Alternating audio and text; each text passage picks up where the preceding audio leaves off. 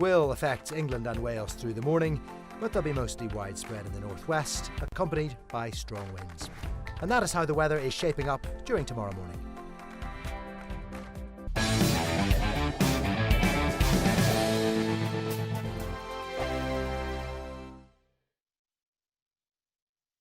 I'm Mark Dolan. Join me at 11 on GB News for Headliners, in which I'll be joined by two of the UK's top comedians discussing tomorrow's papers. If it's an important story, we'll cover it, but we'll have some fun along the way. Headliners, the late-night paper review that won't send you to sleep like the others will. 7 nights a week at 11 p.m. on GB News.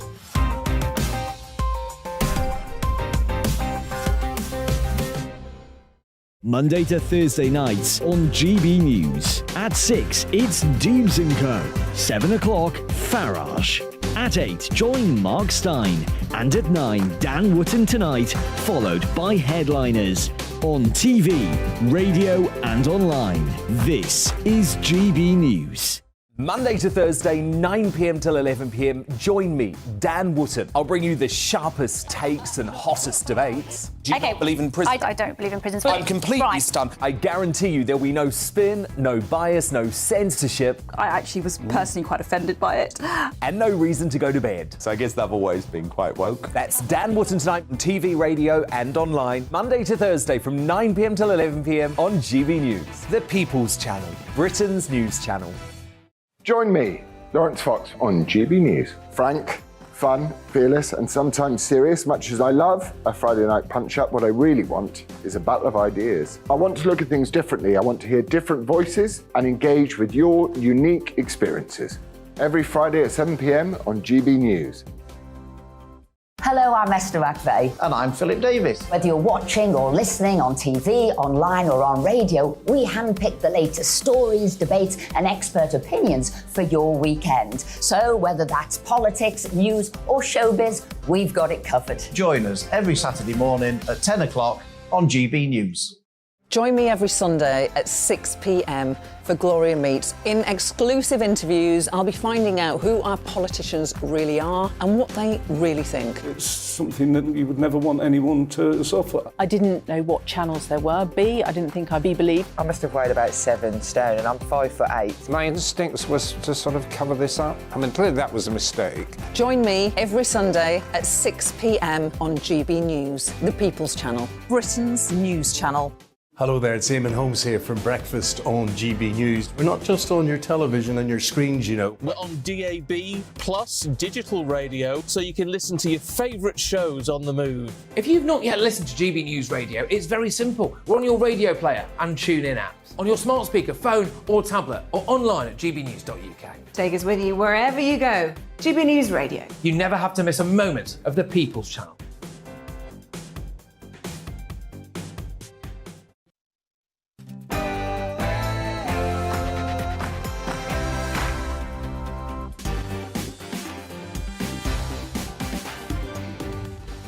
On Mark Dolan tonight, in my big opinion monologue, Rishi Sunak must stand firm against the strikes. It's a political headache, but an opportunity too. He's got to show that he's running Britain, not the union barons. So excited about my Mark Meets guest. It's the journalist, finance writer and former Brexit Party MEP, Annucita Rees-Mogg. In the big question, is it time for a Labour government? And in the news agenda, are we now ashamed to be British? And was it a mistake to get rid of Boris Johnson? So much to get through, plus my take at 10. And it's a monologue all about weight loss. It might just change your life. Lots to get through, a big 2 hours, but first the headlines with the very slimline Aaron Armstrong.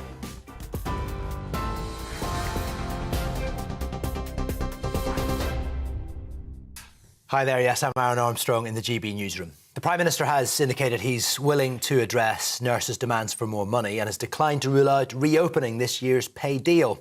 Speaking to the BBC, Rishi Sunak accepted the NHS is under enormous pressure, but suggested much of that was down to the pandemic. It's understood the strikes, though, will continue as planned this month, despite Mr Sunak's comments today. The Royal College of Nursing have urged Downing Street to meet the union halfway in its demand for a 19% pay rise. Shadow Health Secretary Wes Streeting says Labour couldn't afford that either. I'm afraid I did have to say to the nurses, however much I totally sympathise with their pay claim, I would kind of, on all honesty, Camilla, say if I was in government today, I'd be able to give them 19%. But we did say we would sit down and negotiate. I think that's what the government should do. Meanwhile, Health Minister Maria Caulfield told GB News she agrees with the Prime Minister that although the NHS is facing undeniable pressure this winter, there are mitigating circumstances.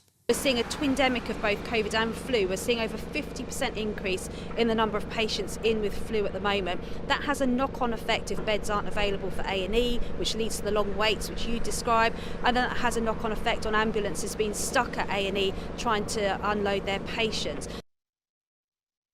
Let's turn to a developing story in Brazil. Supporters of the country's former far-right president, Jair Bolsonaro, have invaded Congress, the Supreme Court, and they've surrounded the presidential palace. The dramatic scenes in the capital, Brasilia, come just a week after new President Lula da Silva's inauguration. Bolsonaro's supporters, who are refusing to accept he lost the election, are calling for military intervention, drawing parallels with the January the 6th storming of the US Capitol following Donald Trump's defeat. President Lula is currently on an official visit to the state of Sao Paulo. Russia claims it's killed more than 600 Ukrainian soldiers while they were in their temporary housing in eastern Ukraine. Its defence ministry says the missile strike was revenge for Ukraine's attack on Russian barracks in a Moscow-controlled part of Donetsk on New Year's Eve. It killed at least 89 Russian troops. And Moscow has yet to provide evidence of the attack. Ukraine's rejected it as propaganda. Further shelling took place in several parts of Ukraine shortly after Russia ended its self-declared ceasefire to mark Orthodox Christmas. China's reopened its borders for the first time in 3 years after imposing strict travel restrictions for most of the pandemic. Incoming travellers will no longer need to quarantine, but will still need proof of a negative PCR test taken within 48 hours of travelling. Now, China recently dismantled its zero COVID policy, which included some of the tightest restrictions, including frequent testing and mass lockdowns. Some 2 billion trips are expected for the Chinese New Year this month. Hundreds of people have been protesting in central London in solidarity with anti-government demonstrations in Iran. Protesters marched through Trafalgar Square earlier, chanting for justice. Yesterday, 2 men were executed by the regime for allegedly killing a member of the Iranian security forces during demonstrations last year. Human rights organisations have described their trial as a sham. TV, online and DAB+ radio, this is GB News. But now it is back to Mark Dolan tonight.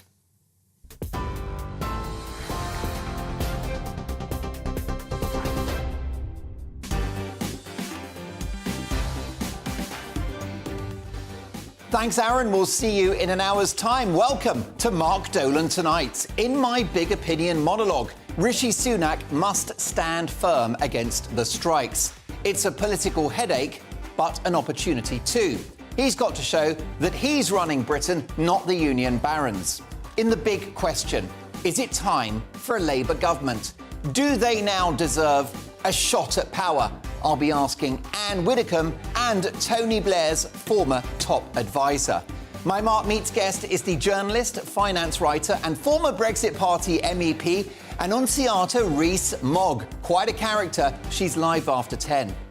In my take at 10, it's January and the country needs a diet. It's time to battle Britain's bulging waistline.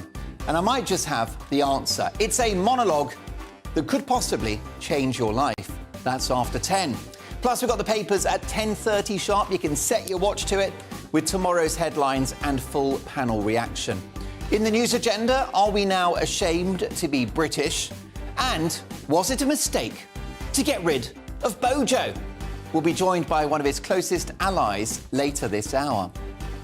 Do you have Boris regret? Reacting to those stories and many more are my fantastic panel of journalist and best-selling author Hilary Freeman, Political commentator and co-founder of Conservatives Against Racism and for Equality, Albie Amankona, and the leader of UKIP, ex-Tory MP, Neil Hamilton. I want to hear from you throughout the show. mark@gbnews.uk. Emails are my top priority on this show, and this programme has a golden rule. We don't do boring. Not on my watch. I just won't have it. So, 2 big hours of big debates, big guests, and always big opinions. Let's start with this one.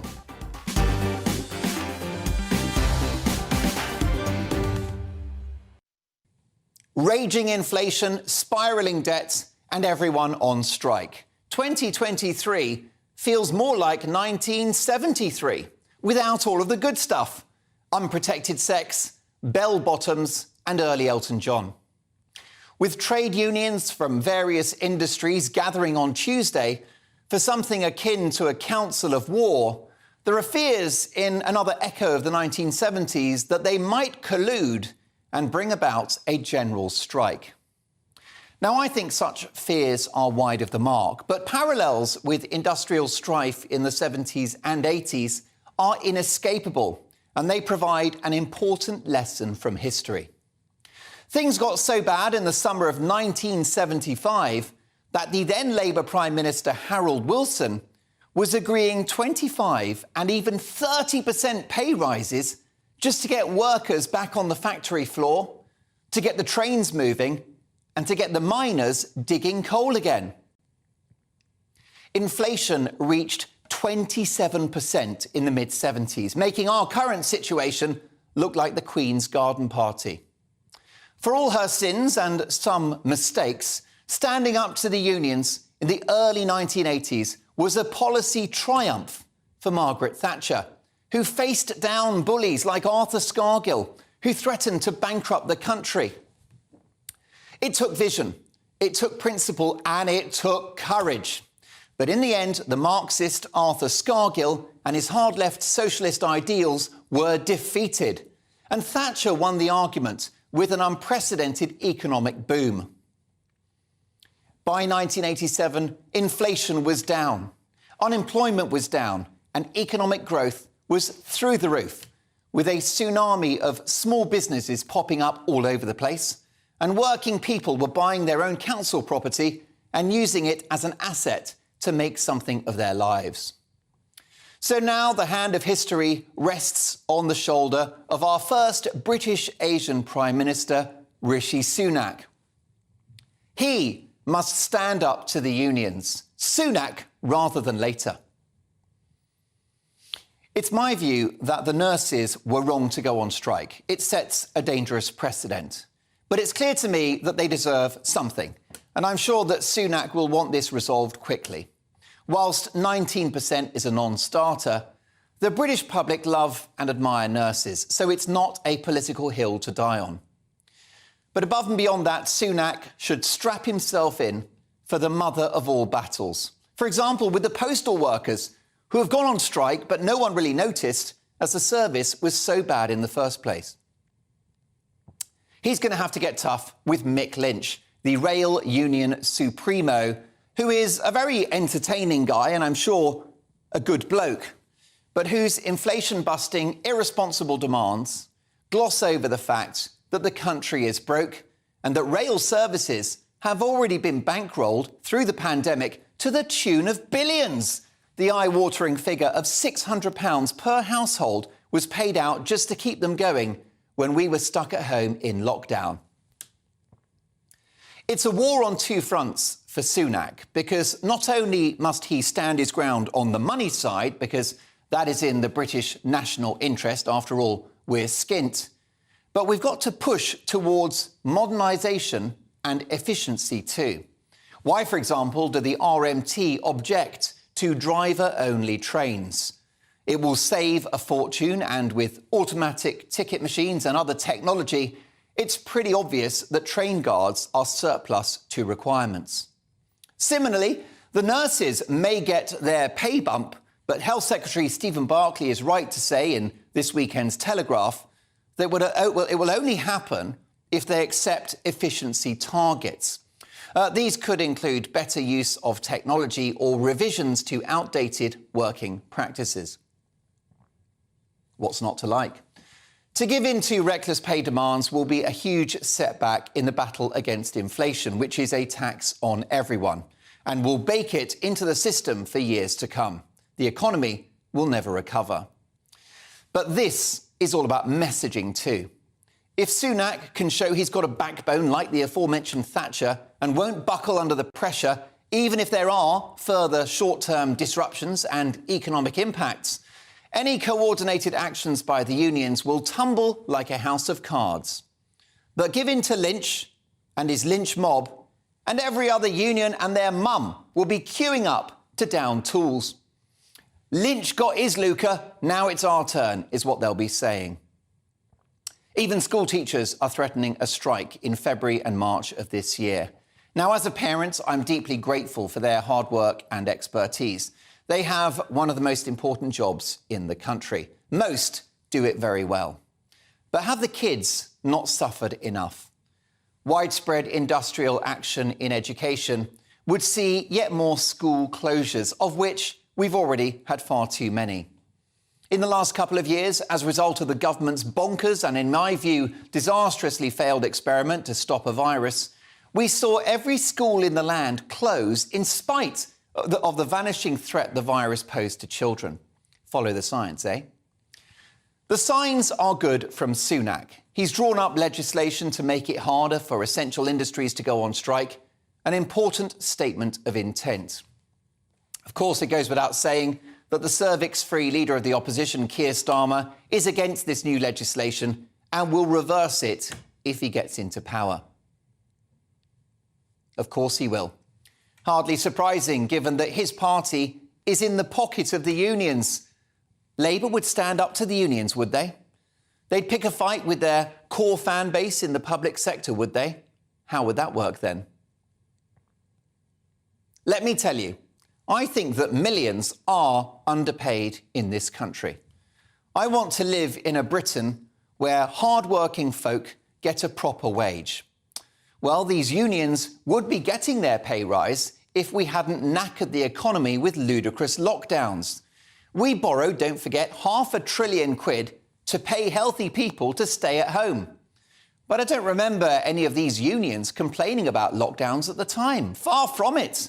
It was the unions that were pushing for work-from-home orders, mask mandates, vaccine tyranny, and all of that pathetic COVID theatre, like plastic screens and hand sanitizer, so that their members could be safe.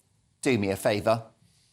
The teaching unions in particular have a case to answer, diminishing the life chances of our children by pushing for those needlessly and now widely discredited school closures. So industrial action is a problem for Sunak, but it's an opportunity too, as it was for Thatcher in 1979. It's a simple choice. The government can run the country, or the unions can run it into the ground. Sunak must be strong. Give Lynch an inch, and he'll take a mile.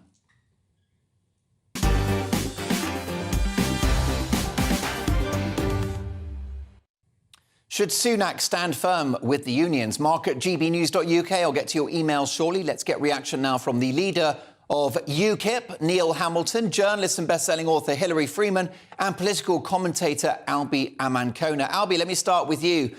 Is this Sunak's Thatcher moment?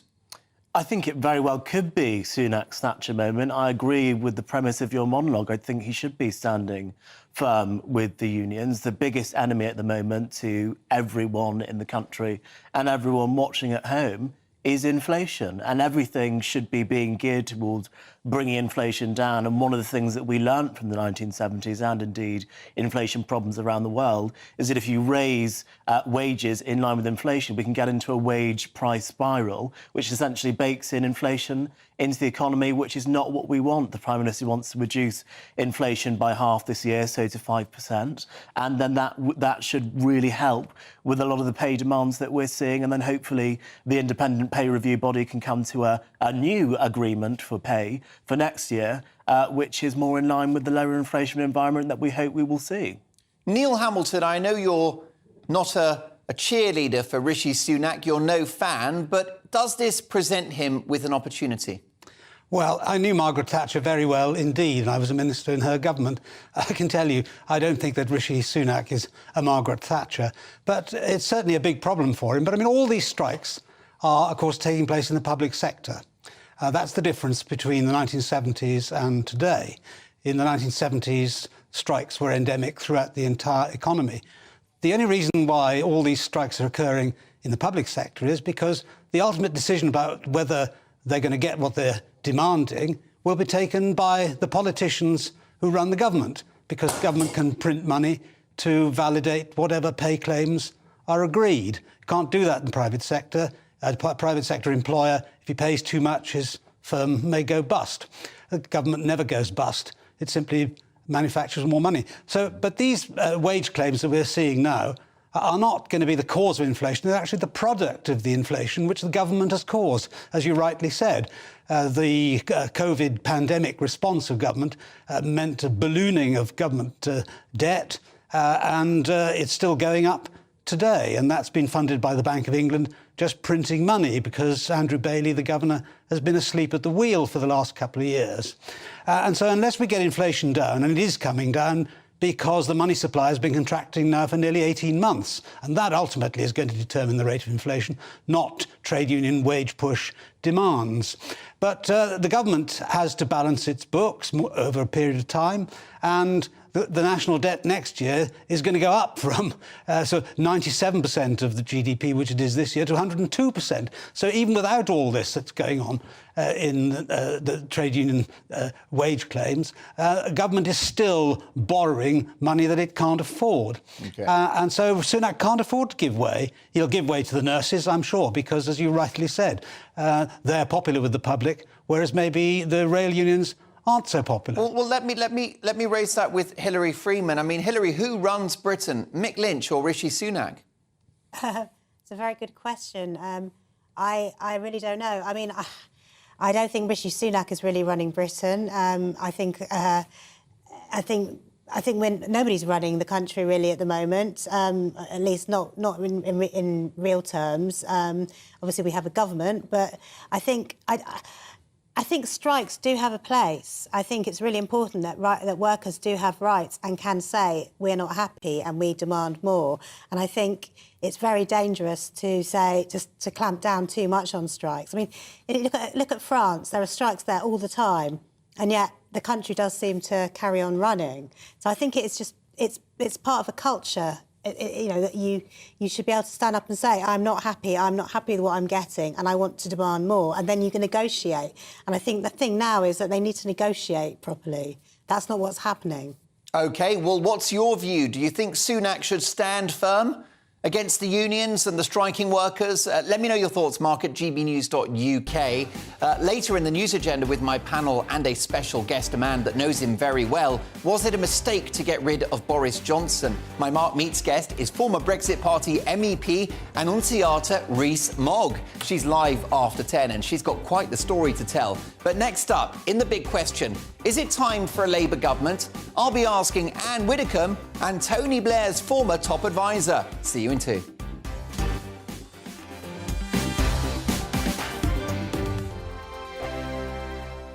Monday to Thursday, 9 p.m. till 11 p.m. Join me, Dan Wootton. I'll bring you the sharpest takes and hottest debates. Do you not believe in prison? I don't believe in prison. I'm completely stunned. I guarantee you there'll be no spin, no bias, no censorship. I actually was personally quite offended by it.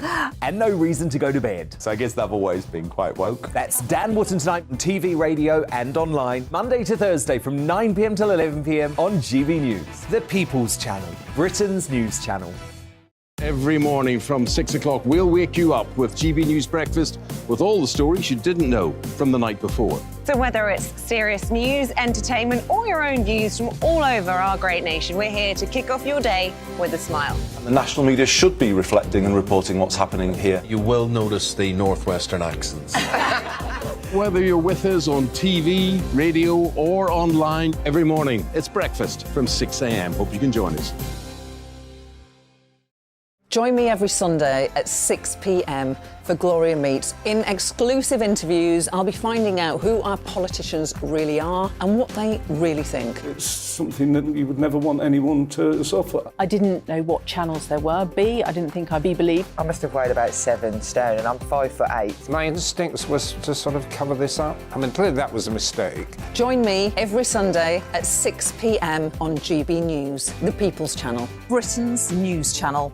Hello there, it's Eamon Holmes here from Breakfast on GB News. We're not just on your television and your screens, you know. We're on DAB plus digital radio, so you can listen to your favourite shows on the move. If you've not yet listened to GB News Radio, it's very simple. We're on your radio player and TuneIn apps, on your smart speaker, phone or tablet, or online at gbnews.uk. Take us with you wherever you go. GB News Radio. You never have to miss a moment of the People's Channel.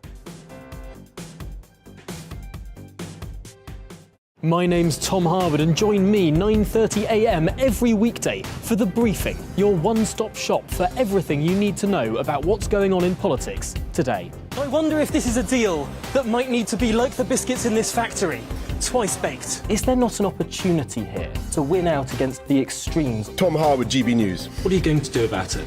Things should have been done differently, and they certainly are being done differently. Don't miss it. The Briefing with me, Tom Harwood, 9:30 Monday to Friday on GB News. Hello, I'm Simon Evans. Join me on GB News for Headliners at 11 p.m, where I'll be joined by two of the country's top comedians as we take a look at tomorrow's newspapers tonight. If it's a big story, we'll be covering it, I guarantee, but we'll also have some fun along the way. That's GB News Headliners at 11 p.m. We won't put you to sleep, unlike some of the other paper review shows out there. So join us, 11 p.m, 7 nights a week.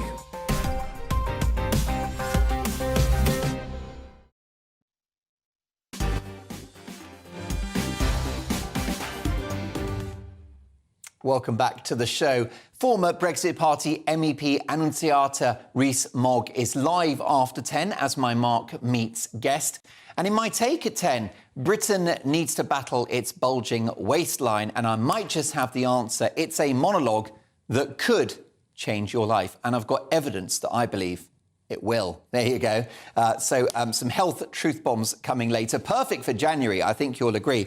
Can I get some of your emails first, though, because it's the best bit of my show when you get in touch. Mark at gbnews.uk. Barry, Mark, the government don't run the country. The central bankers do. We must stop spending. Barry, there isn't a syllable of that I disagree with. In fact, it's so good, I'm going to read it again in case someone's just tuned in. Barry says, Mark, the government don't run the country. The central bankers do. We must stop spending. That featured in a big opinion monologue last year in which I said the elephant in the room is that Britain lives beyond its means. That's a conversation I'm sure we'll return to.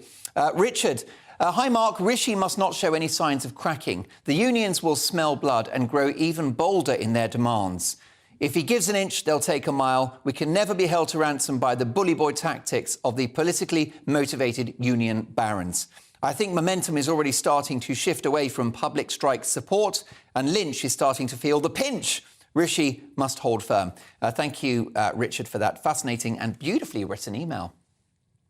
How about this from Gautam, who says, Rishi Sunak's choice of Chancellor of the Exchequer and the autumn statements say everything about him. Like other communist leaders, he himself enjoys majestic lifestyle, and for others, the hard-working people, we're all feeling it. Thank you for that, Gautam. And two more before we get to Anne Widdecombe. Emily says, hi, Mark, Rishi needs to act tough right now. Put on his strict Margaret Thatcher act and not let the trade unions have all the power. He needs to act like an inspirational leader and tell them how much terrible damage they are doing to this country and the economy. And last but not least, from Alan, who says, Mark, Sunak must stand firm. We, the taxpayers, cannot be held to ransom. Mr. Hindsight, I think you're referring to Sir Keir Starmer, has no guts to face the unions.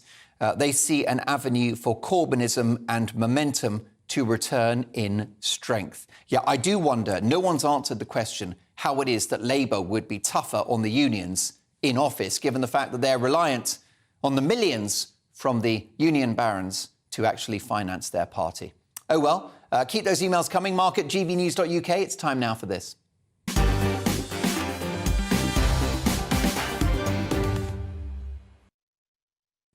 Yes, it's time for the big question, in which we tackle a major news story of the day. And Sir Keir Starmer this week made his first keynote speech of the week with a promise to take back control, boosting the economy, fixing the NHS and improving the lives of working people. So after almost 13 years in power, with inflation raging and the economy on its knees, and with the public sector in crisis, is it time for a Labour government? Do Labour deserve a shot at power? To discuss this, I'm delighted to welcome former Conservative Government Minister and best-selling author and television personality Anne Widdecombe. Hi, Anne. Hello. Hello, Anne. Great to have you back on the programme. Politics is cyclical, isn't it? And the chronology would suggest it's time for Labour. I don't believe it is time for Labour. I think you've got to ask yourself what a Labour government would do in the present circumstance. Yes, we're under huge pressure, but we've had COVID, we've got a war in Ukraine, and Labour wouldn't manage to magic away those particular problems. So the idea that because the country is under severe pressure at the moment, which it is, the answer is Labour is a nonsense. But secondly, of course, Labour has no record at all of controlling the trade unions, nor has it got any record of controlling its own treasury. We all remember the note from the outgoing Treasury Minister to his Conservative successor saying, there's no money left. There never is at the end of a Labour government. And at this moment, it is more crucial than ever that we have proper management. So the last thing I think we need is a Labour government, and particularly when the Corbyn issue still hasn't been fully resolved. There are plenty of Labour MPs who would rather see Corbyn there than Starmer, and they will cause a lot of trouble. Well, Anne, let's welcome John McTernan to the conversation. John is Tony Blair's former top advisor. John, welcome to the show and a happy new year to you. Do Labour deserve a shot at power? Yeah. Well, the question is, shouldn't the Conservatives be run out of town? 3 prime ministers in last year. We've had 5 Tory prime ministers in the last 6 years. All this chaos in politics is chaos inside the Tory party at the moment.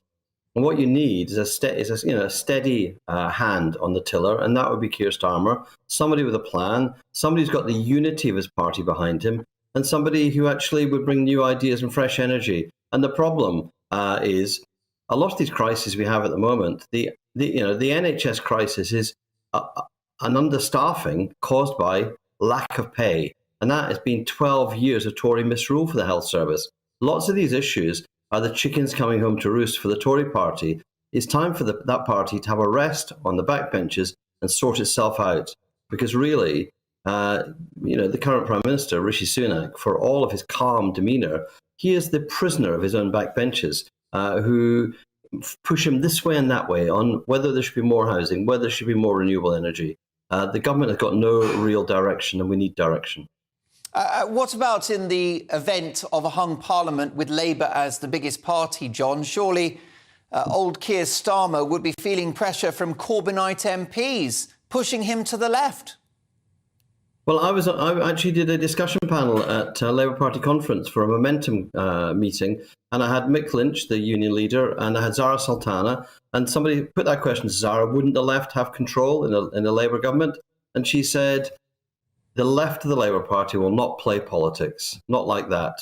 That will give stability to the country. So I think we'll have we have to see. You have to hear what people say. We're going to have we're not going to have a problem, are we? We're going to have 150 seat majority. The polls are terrible for the Tories at the moment. So bad, it seems impossible for them to recover. There you go, Anne Widdecombe. Help me out here. The left of the Labour Party will not be political in any way if there was a hung parliament.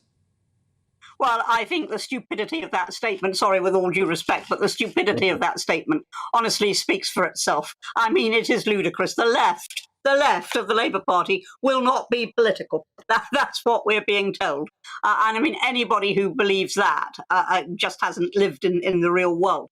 But I think there are 2 things that John said there that I'd seriously query. Labour has a plan. What plan? I listened to Keir Starmer. What plan? Where's the plan? There's no plan. And secondly, I despair of both parties when it comes to the NHS. Because the problems that we've got in the NHS are not down to any particular government or any particular party. They are down to the fact that it was never designed to cope with what it has to cope with now. And I say again, and I'm sorry to bore your listeners, Mark, because they've heard it all before, but I say again that what we need is a proper national debate, everybody involved, to ask ourselves what we would do if we were designing a national health service from scratch now, knowing what we know now and didn't know and couldn't have known in the 1940s. And nobody will ask that question. And it's fundamental. And they're all cowards. All of them. Both parties are cowards when it comes to this issue. John McTernan, how could a Labour government and Sir Keir Starmer as Prime Minister be firm with the unions, given the fact that Labour is reliant on union donations for its very survival? How could Keir Starmer stand up to insidious woke culture or extreme political correctness in our institutions, given the fact that he can't define what a woman is, even though he's married to one? And to what extent would a Labour government tackle the energy crisis, given the fact that they want to start a 1970s-style state-backed company investing in flaky renewables? I mean, we're rolling back the years, back to the nightmare of the early 1970s, aren't we?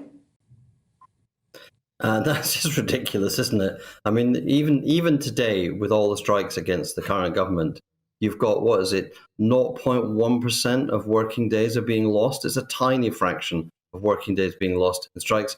And these are people, the strikers currently, have got the sympathy and the backing of the public because they can see 10, 12 years of pressing down on wages, plus now 10% inflation, is leading to massive cuts in living standards. What the unions are asking for is reasonable. It's not like the 1970s. These are reasonable people backed by the public. And as for what we're going to do about energy, we're going to spend 28 billion, invest 28 billion pounds a year of capital, reindustrializing the country, turning our economy into a rapidly decarbonised economy. And Great British Energy is not a nationalisation move. It's a move to create investment in innovative technology like green hydrogen, like blue hydrogen, like carbon capture and storage. We need those things coming on stream in the years to come, because while we build new nuclear, and Labour will build new nuclear to completely decarbonise the energy mix, we'll need other things coming on stream. It's the ambition of a Labour government to rebuild the economy by moving to green growth and getting growth that's decentralised, growth that's everywhere, and doing the real thing, not levelling up, but actually delivering equality across the country. And those kinds of plans are the right way to go. This National British Energy Company, I mean, that is a state-sponsored gamble on flaky renewables. That's why we're going back to the 1970s, when those old enough watching will remember governments have proved themselves hopeless at running businesses. Well, we've had a dozen years of Tory rule in which we've moved to a lot of offshore wind and some onshore wind, and all the windmills are designed, built, manufactured abroad because the government didn't have a plan for investing in renewable. The Labour government will have Great British Energy as an organisation that invests in innovation together with the private sector. So it will not be the state leading it; it will be a partnership to speed up the new energy sources that we know we need. We do need hydrogen. We know we need carbon capture and storage. We need all of these things. They've not been invested by this government. They need to be invested in by a future Labour government. And they will, in the end, we get the green revolution right, the green growth right, and all of the insulating of homes, getting them to modern standards. We'll be cutting people's energy bills permanently. And that's the real answer to cost of living. That's the real answer to the energy crisis. Anne Widdecombe, this government have made a Horlicks of the economy, and it's therefore time for fresh leadership, fresh ideas. Labour deserve their chance. No, they haven't made what you describe of the economy at all. First of all, they did not invent COVID.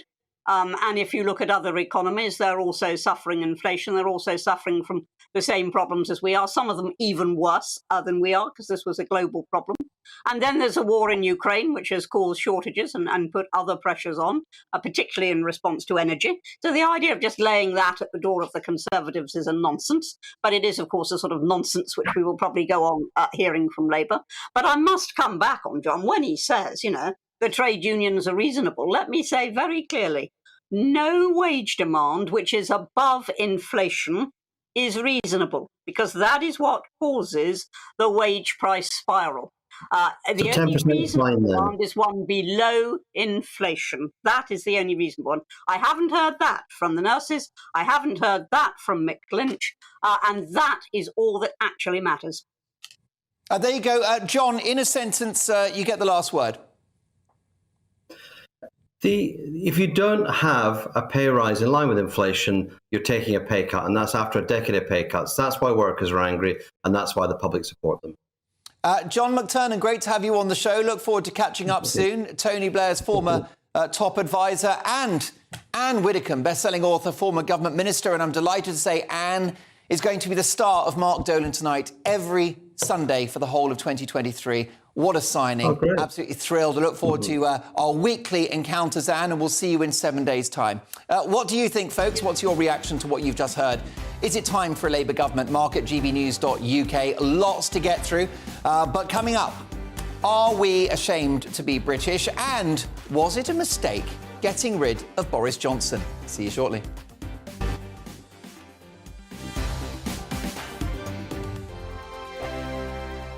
We are GB News, and we'd like to say thank you to each and every one of you for bringing us your conversations, for helping our great nation find its voice. We are here for you on radio, television, and online, across England, Scotland, Wales, and Northern Ireland. It's not the BBC, you know, you actually get your facts right. We are proud to be GB News, the People's Channel, Britain's news channel. Hi there, it's Stephen and Anne. At breakfast from 6 a.m, you'll always be caught up with everything you need to know, the latest headlines, opinions and debates. We'll bring you the good news and the bad, but most of all, we're here for you. Remember, send in your views and let us know what you would like us to talk about. That's because we're your news channel. And every morning at 6 a.m, it's breakfast on GB News. Monday to Thursday on GB News, it's Bev Turner Today from 10 a.m. We're going to be here for you, our GB News family, to keep you up to date, but also make you smile. There's a guy who went from puberty to adultery. And I can't wait to bring a few of my own opinions. I have no time for cultural totalitarianism. We'll engage in passionate, but always polite debate, with your thoughts and opinions at the centre of it all. Only on GB News, the People's Channel, Britain's news channel. Join me, Nana Akue, Saturday and Sunday afternoons on GB News. Expect fiery debate and passionate discussion as me and my panel tackle some of the biggest topics hitting the headlines. It's a place for everyone's opinion. No one gets cancelled, but no one gets an easy ride. Oh, she's on it today! Be ready for conversations that are fierce, frank, and of course, fun. Every Saturday and Sunday afternoon from 4 p.m. on GB News, the People's Channel.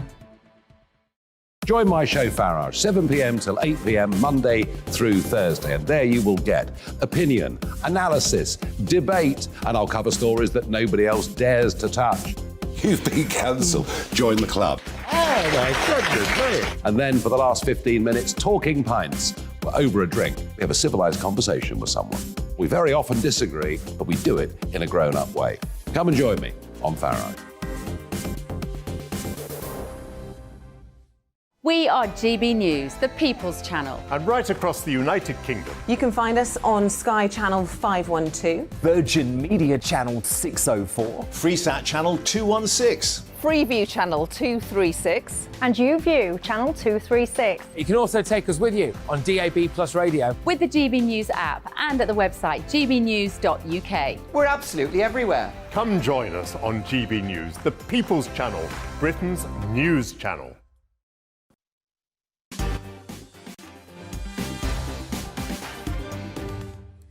Reacting to the big stories of the day is my all-star panel. The leader of UKIP, Neil Hamilton, journalist and best-selling author Hilary Freeman, and political commentator Albi Amankona.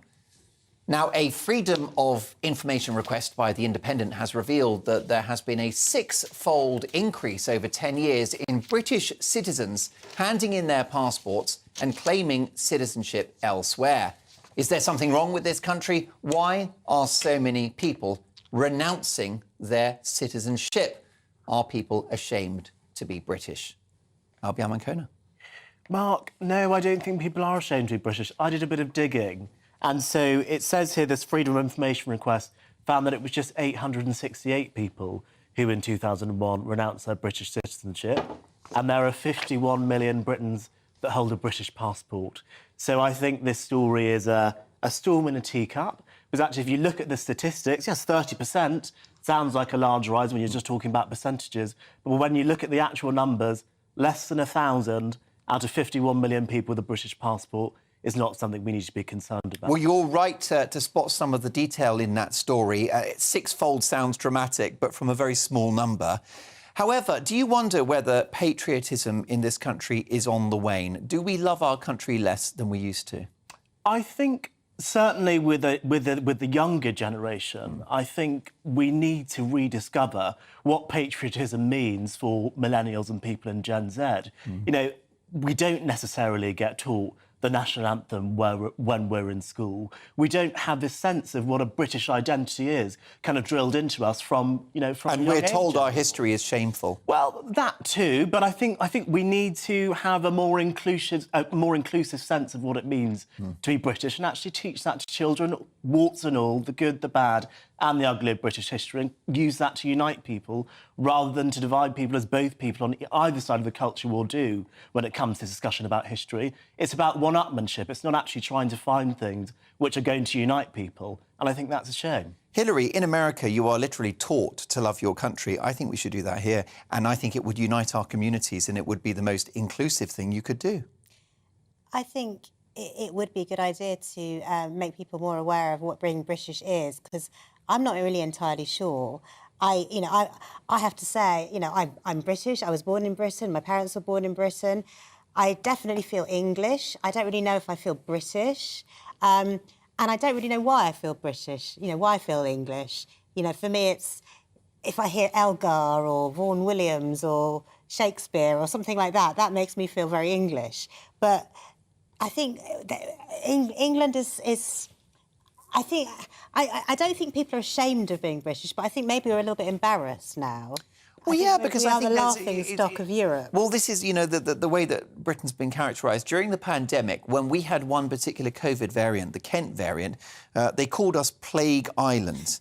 And then suddenly the Germans got this particular variant, and we weren't Plague Island anymore. But, the press, even here, were keen to talk the country down. I wonder whether that's seeping through into the population. And, of course, we were so guilty of this most outrageous crime, which is leaving the European Union. Well, yeah, and I think, looking again at this data, actually most of the people who are renouncing their British citizenship are doing it because they have to, because they've moved to a country where you're not allowed to have two citizenships. So it's because of Brexit. They don't want to give it up.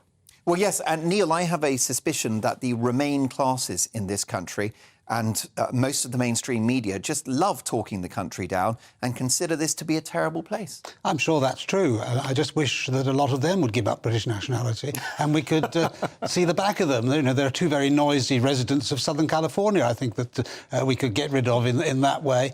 I grew up in a world where we stood up for the national anthem at the end of cinema performances.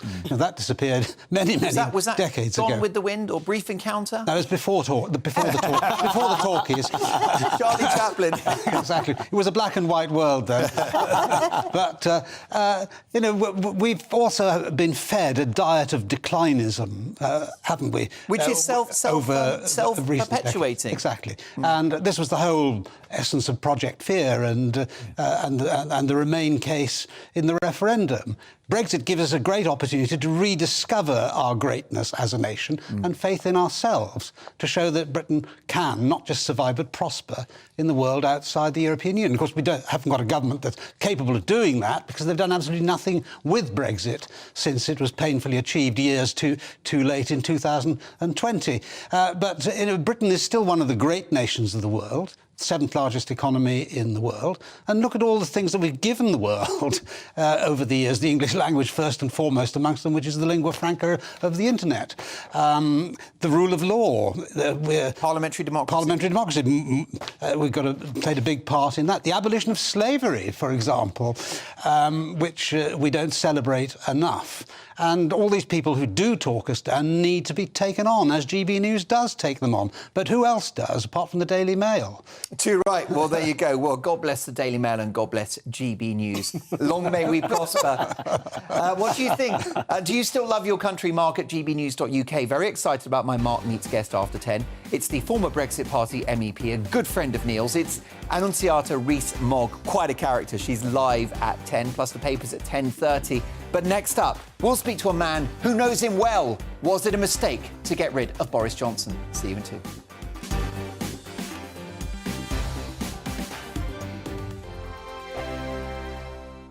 Monday to Thursday nights on GB News. At 6, it's Dubes & Co. 7 o'clock, Farage. At 8, join Mark Stein. And at 9, Dan Wootton Tonight, followed by Headliners. On TV, radio and online. This is GB News. Here on GB News Live, we'll be keeping you in the picture, finding out what's happening across the country and finding out why it matters to you. We'll have the facts fast with our team of reporters and specialist correspondents. Wherever it's happening, we'll be there from 12 noon on TV, radio and online. GB News, the People's Channel, Britain's news channel. Hello, I'm Michelle Dewberry, and you can join me every weekday 6 till 7 on Dubes & Co. Me and my panel will get stuck right into the day's events, and I can tell you, in fact, I can warn you, expect some robust debate, some strong opinions and perspectives from both sides of the fence. It's about you at home as well. I love to read out all of your comments, or at least as many as I can. So join me, Michelle Dewberry, Monday to Friday, 6 till 7 on Dubes & Co. We are GB News, the People's Channel. Why not take us home with you by visiting the GB News shop at gbnews.store. You'll find all the official merchandise, a really good present actually for yourself, your friends or your family. We ship across the UK mainland at no extra cost. GB News, the People's Channel. I'm Mark White. As GB News Home and Security Editor, I cover those key issues that are so important to you. Our authorities, our communities doing all they can to combat violent crime. With the public services under unbearable strain, why are we still failing to control our borders? Defence, the first priority of any government, has been continually hollowed out. Can we trust our politicians to protect the armed forces? Join me, Mark White, on GB News. We are GB News, right across the nation. You can get us on television, on radio, on digital. We're absolutely everywhere. Amazing! You see, amazing! You remind me of me in the European Parliament. But here's the most important bit. We are not part of the mainstream establishment. We think and speak just like you do. We are the People's Channel. Magnificent. That's really, really thoughtful. Come and join us on GB News, the People's News Channel.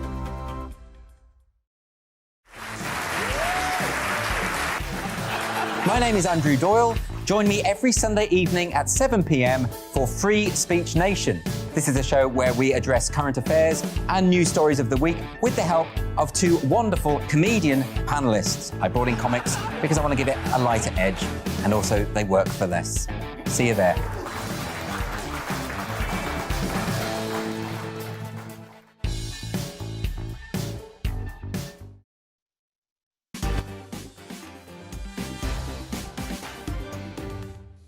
Welcome back to Mark Dolan tonight. Very excited about my Mark Meets Guest after 10. It's Annucita Rees-Mogg, former Brexit Party MEP. She's quite a character and she's got quite the story to tell. Also, my Take at 10 monologue. It's all about weight loss. I might have a solution that could change your life. And I'm not just saying that. so do stick around. But it's been reported that allies of Boris Johnson have warned Rishi Sunak that a disappointing set of local election results in May could prompt a bid to replace the Prime Minister with his predecessor. Speculation has ramped up in recent days that Boris Johnson could return as Tory leader. Was it a mistake to get rid of him in the first place? Let's speak to Lord Stephen Greenhalgh, who is a close ally of Boris Johnson, former Deputy Mayor for London. Lovely to have you, Lord Greenhalgh, and thank you so much for your time. Was it a mistake getting rid of Boris Johnson? Absolutely. I was one of those ministers that resigned because Boris resigned back in July. I was at one stage, along with Eddie Hughes, we were the only ministers left in the Levelling Up department. But we resigned when I resigned, and then subsequently Eddie resigned. But we were the counter-herd, if you like, to the herd. So we certainly believe that it was wrong that Boris stepped down. But more importantly, the party members think it's wrong that Boris stepped down. There's been a lot of polling, particularly by Conservative Post, that show that 90% of members want to see Boris back rather than as Prime Minister, rather than the sitting Prime Minister. I mean, that's very important. And of course, we know that when there were rumours about Boris, potentially back in the back end of last year in October, it was very clear that he had a strong support within the parliamentary party, not a majority, but the 100 needed to get on the ballot. So I think there's a strong case, and I said earlier this week that there's a strong probability that he will return. You know Boris Johnson. Does he have the appetite for power still? Well, I don't think it's about power for Boris. I mean, he has a true spirit of public service. He wants to deliver. I found working for him in City Hall tremendously fulfilling. It was the first time I'd worked for someone who'd been a council leader before then, and he said out very clearly what he wanted me to do, and it just enabled me to get on with it. And that's the perfect boss for me. I think he's a great political leader, a visionary. He has the soul of a leader, and that's what this country needs. But did that chairman role that was so successful at City Hall work when he was at number 10, where you have to be a little more Thatcherite? You've got to be head of every department. That didn't really suit Boris, did it? Well, I think what Boris does require is that the structure around him, and he certainly had that in City Hall with a very strong chief of staff, very effective deputy mayors, and I wasn't in the number 10 operation, but it's fair to say I think that there'll be improvements. But what I'd say about Boris is that at the second time of asking, he gets better, and his second mayoral term, in many ways, was an absolute triumph. And I fully predict he will come back and get the structure right to govern very effectively for this country. We know he's very good at winning elections, but do you feel that he struggles with the bit in between, running the country? Do you really think there's an appetite on those Tory backbenches to have him back, particularly after, towards the end of his time at number 10, he was limping from one self-inflicted scandal to another? Well, I don't agree with that assessment of his first term. I think he made many of the big calls right. And, I worked for Michael Gove, and Michael Gove was first in saying that he was right about liberalising and freeing up in the wake of the COVID pandemic earlier than many wanted to. He was absolutely right to be the first major Western leaders to support Ukraine with military aid. And for that, they're going to be forever grateful. And continue to look to Britain for leadership. And I know that's continuing under the current Prime Minister, but Boris started that. So I think he always got the big calls right. And with the right structure around him, I think he's going to be one of the greatest Prime Ministers and will be assessed one of the greatest Prime Ministers of the 21st century. But he needs that second chance, and I think there's a strong probability that will happen. Well, he has colossal qualities, doesn't he? An excellent political judgment. He's charismatic. He's a very, very clever man, of course, very well read. An amazing wordsmith. God bless him for getting Brexit done. He ended our Brexit deadlock. And, of course, he kept Jeremy Corbyn out of number 10 in 2019. So he's got his strengths. What, in your view, is the percentage chance that he would throw his hat in the ring if things work out badly for Rishi Sunak in May? Well, I think that's a litmus test for the current Prime Minister. We're going to certainly look, because the first and foremost in politics, you've got to win. If you're not in government, you can't do anything. You can't achieve anything that we Conservatives believe in. So I think Conservatives up and down the country will look at those locals. Now, I know from my time, and I spent 20 years in local government, when you lose your councillors when you lose seats, when you lose councils that you previously run, you lose your machinery and your ability to campaign. And so the sitting MPs will then worry, and then I believe there will be a strong movement for change. Lord Greenhalgh, you know Boris Johnson intimately well. Does he want this? Does he want to make a spectacular return? Well, my assessment he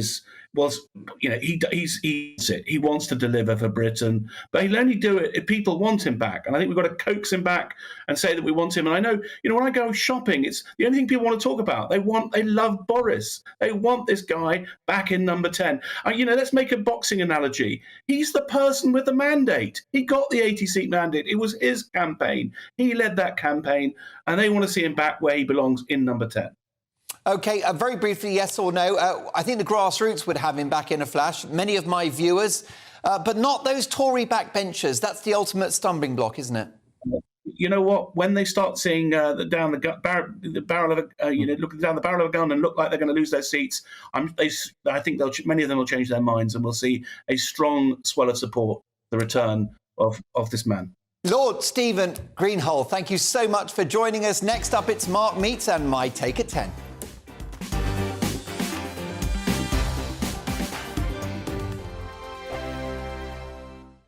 I'm Mark Dolan. Join me at 11 on GB News for Headliners, in which I'll be joined by two of the UK's top comedians discussing tomorrow's papers.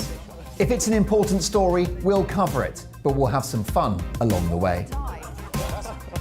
Headliners, the late-night paper review that won't send you to sleep like the others will. 7 nights a week at 11 p.m. on GB News.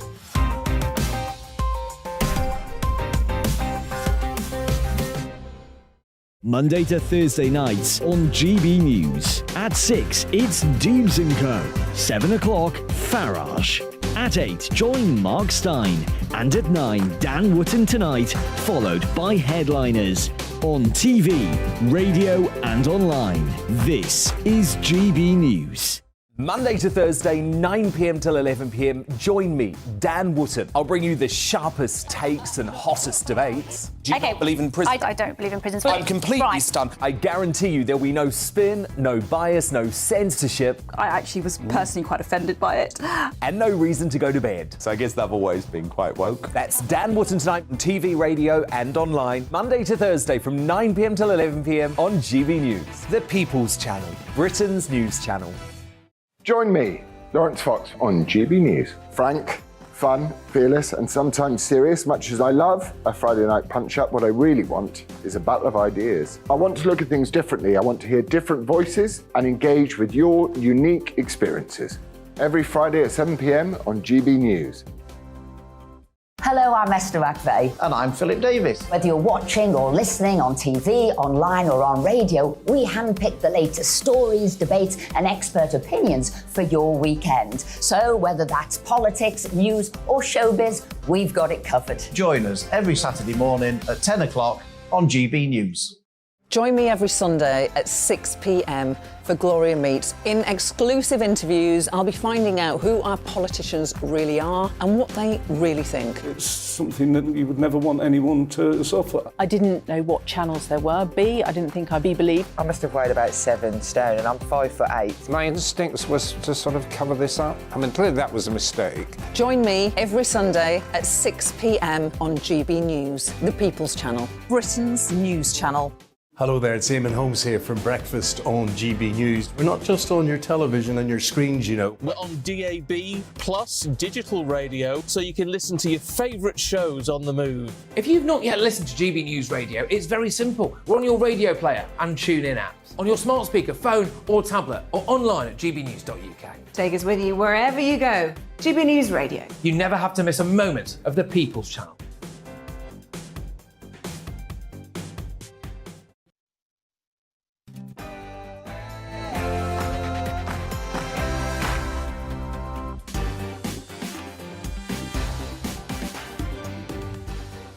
It's 10 o'clock and this is Mark Dolan Tonight. In my take at 10, it's January and the country needs a diet. It's time to battle Britain's bulging waistline. And I might just have the answer. It's a monologue that could change your life. My Mark Meets guest is former Brexit Party MEP Annucita Rees-Mogg. Quite a character and quite a story. She tells hers in just a couple of minutes. Plus, tomorrow's papers at exactly 10:30 with full panel reaction. So much to get through, but first the headlines with Aaron Armstrong.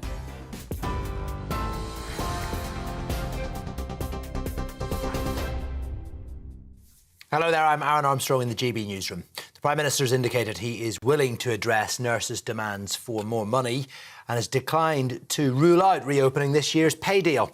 Speaking to the BBC, Rishi Sunak accepted the NHS is under enormous pressure and suggested much of that was down to the pandemic. Strikes by nurses and ambulance drivers are scheduled for later this month. However, the Royal College of Nursing urged Downing Street to meet the union halfway in its demand for a 19% pay rise. The Shadow Health Secretary, though, Wes Streeting, says Labour couldn't afford that either.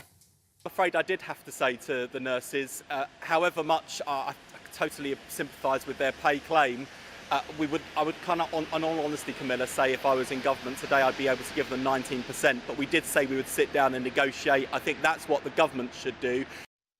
Hundreds of supporters of Brazil's former far-right president, Jair Bolsonaro, have invaded the country's Congress, Supreme Court and presidential palace. It comes a week after the inauguration of the country's new left-wing president, Lula da Silva. Bolsonaro's extremist supporters are refusing to accept he lost October's election, drawing comparisons with the January the 6th storming of the US Capitol following Donald Trump's defeat. President Lula is currently on an official visit to the state of Sao Paulo, but says the rioters will be held accountable. Ukraine's dismissed a Russian claim that its forces carried out a massive military strike, killing 600 Ukrainian troops in the eastern city of Kramatorsk. Moscow claimed their attack hit 2 college dormitories serving as temporary accommodation for Ukrainian personnel in retaliation for a strike that killed dozens of Russian soldiers on New Year's Day. Well, local residents say 2 explosions happened shortly after Russia's self-imposed ceasefire was due to end, but no buildings were directly hit or damaged, and the mayor of Kramatorsk has confirmed there were no casualties. The Kremlin has offered no evidence or proof of its claims. International travellers have been streaming into China for the first time after it opens its borders since the start of the pandemic. Incoming travellers no longer need to quarantine, and Chinese citizens are once again allowed to go overseas. However, the lifting of restrictions and changes to the country's zero-COVID policy coincides with the Chinese Lunar New Year, leading to concerns of a surge of COVID cases in rural areas where medical facilities are scarce. Some 2 billion trips are expected for Chinese New Year. Hundreds of people have been protesting in central London in solidarity with anti-government demonstrations that have been taking place in Iran. Protesters marched through Trafalgar Square earlier, chanting for justice for Iran. Yesterday, 2 men were executed by the regime for allegedly killing a member of the Iranian security forces during demonstrations last year. Human rights organisations have described their trial as a sham. That's it for the moment. TV, online and DAB Plus radio. This is GB News. But now it's back to Mark Dolan tonight.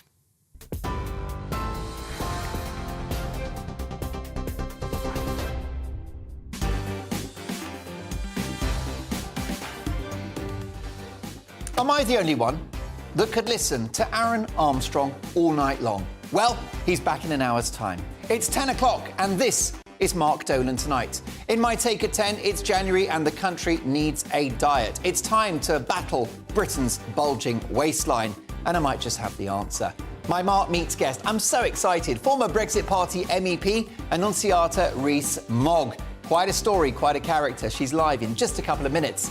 Plus, tomorrow's papers at exactly 10:30 with a full panel reaction. Tonight, journalist and best-selling author Hilary Freeman, political commentator and co-founder of Conservatives Against Racism and for Equality, Albi Amankona, and the leader of UKIP and former Tory MP, Neil Hamilton.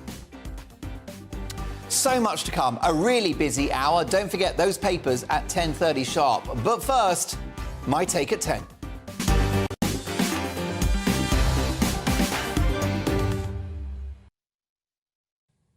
It's time to battle Britain's bulging waistline. The NHS is not on its knees because of money. It's the biggest employer in Europe and one of the most expensive health systems on the planet. It's not because of COVID that the NHS is in trouble. Yes, COVID is a nasty virus, but non-fatal to almost everyone. Even at its worst, with the Alpha variant, a third had no symptoms. It's not even the diversity officers, which are a colossal waste of money, but which are also a distraction in this debate. The NHS is knackered because we're knackered.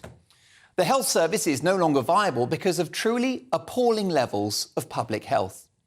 With obesity through the roof, worryingly now among children and babies as well, we've got 4 million people with type 2 diabetes, a largely preventable lifestyle-related illness that was non-existent in the 1950s. We drink too much. Many of us still smoke, and our diet is a national scandal. But I don't blame the public. We live in a toxic food environment where we graze all day long on a hellish blend of processed foods. And now you don't even have to walk down the street to get them. This poisonous slurry comes straight to our homes. Pizzas, burgers, soft drinks, muffins, chocolate bars, ice cream, cakes, you name it. Now, it's all lovely, don't get me wrong, but it's killing us. It all started in the 1960s when the now controversial US scientist Ancel Keys criticised natural fats and published flaky and partisan data which demonised red meat, eggs and full-fat dairy, all the things that your grandmother said were good for you. Well, your grandmother was right, but she was ignored. Following a change in policy to go low-fat, high-carb in the 70s, 80s and 90s, it was a gold rush for the food industry as we moved away from real, natural ingredients to products in boxes with 1 million ingredients. Cereals, breads, pasta, biscuits, a bonanza of wheat, sugar, rice and corn. Except the low-fat diet made us all fat. To this day, in my view, our own NHS perpetuates the obesity crisis with its so-called Eat Well plate, which encourages people to have carbohydrates as their main source of energy. This crazy dogma across the Western world has seen rates of obesity skyrocket in the last few decades, and it's bankrupting our health systems. Why? Because obesity is linked to a whole range of expensively treated ailments. Joint problems, for example, with 35-year-olds now getting new hips and knees. Just think of the cost to the NHS. 35-year-olds getting new knees. Obesity is a gateway drug to type 2 diabetes, heart disease, depression, kidney issues, dementia, and most worryingly, cancer. Which is why it's interesting that the highly respected medic, Professor Tim Spector, has said that exercise and calorie counting don't make a blind bit of difference if you want to get thin. In a podcast this week in relation to exercise, he said, we should all do it, we should all do exercise, but absolutely not if your goal is weight loss. It's a huge myth perpetuated by gyms and fitness apps. He also said, and here is a shocker, that calorie counting, although effective in the short term, was complete nonsense because most people who adhere to the tedious regime bounce back. You know as well as I do, when you calorie count, the moment you stop, not only do you put the weight back on, but you put more on, and there's the problem. In the end, if you listen to the likes of Spector or Dr. Michael Mosley, a good friend of mine, whose new book, The Fast 800 Keto Diet, I'd highly recommend. On a similar plan, I lost 3 stone in no time. Or how about this handsome devil, Dr. David Unwin, an NHS GP who has slimmed his patients down without pills and without hunger. The message is clear. It's all about insulin. Insulin is the main fat storage hormone of the body. When it's high, we store fat and get fatter, and when it's low, we burn fat and get thinner. Processed carbohydrates, sugar, bread, pasta, rice, beer, and even the so-called heart-healthy whole grains and many fruits spike insulin, rendering weight loss impossible and weight gain inevitable. Live on a diet of meat, fish, eggs, nuts. Full-fat dairy, green vegetables, low-sugar fruits like berries, and natural fats like olive oil and butter will keep that insulin down, and the fat just melts away. Don't take my word for it. Former deputy leader of the Labour Party was Tom Watson. He followed that protocol. He lost an amazing 7 stone, and he wrote a book about it. And the aforementioned Dr. David Unwin has reversed the diabetes of 75% of his patients in a year. He's reversed their diabetes in a year and eliminated 93% of pre-diabetes in an even shorter time frame. How did he do it? By getting them to ditch the carbs. Plus, he reports now that those patients are slimmer and healthier too. Obesity, if left unchecked, will devastate the lives of millions and will bankrupt the NHS. Tackle it and we'll be quids in, and those out-of-date medics will be eating their words.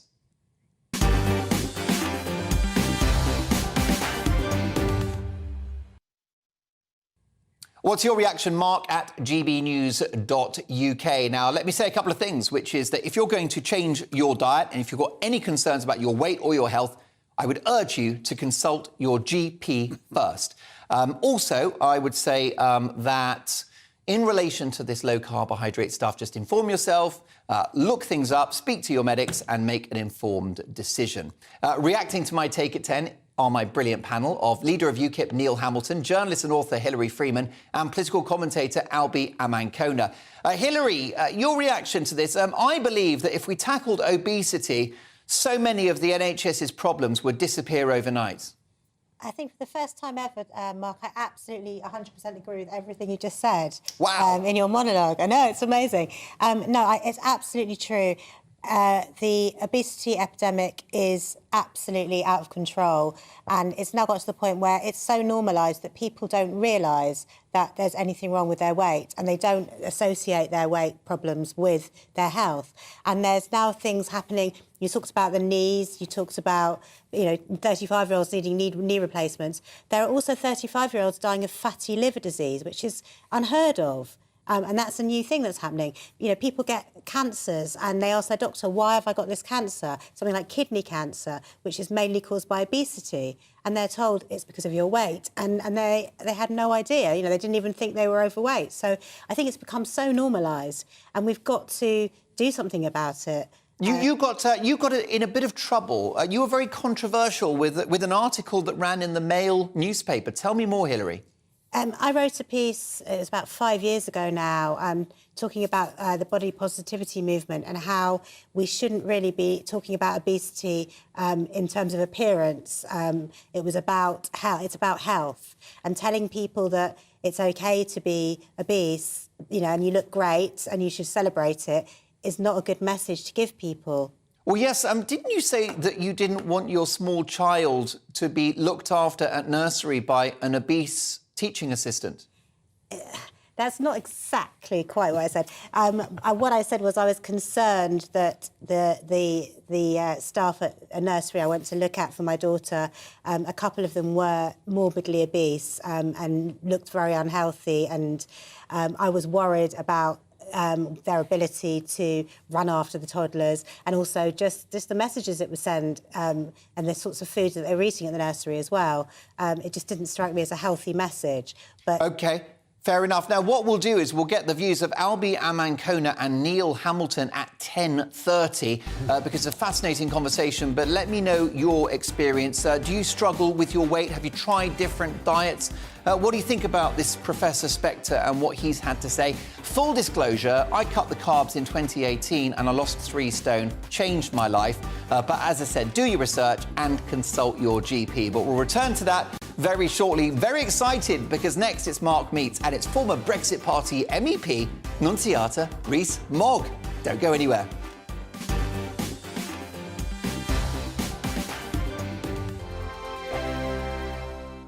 Monday to Thursday, 9 p.m. till 11 p.m. Join me, Dan Wootton. I'll bring you the sharpest takes and hottest debates. Do you not believe in prison? I don't believe in prison. I'm completely stunned. I guarantee you there'll be no spin, no bias, no censorship. I actually was personally quite offended by it.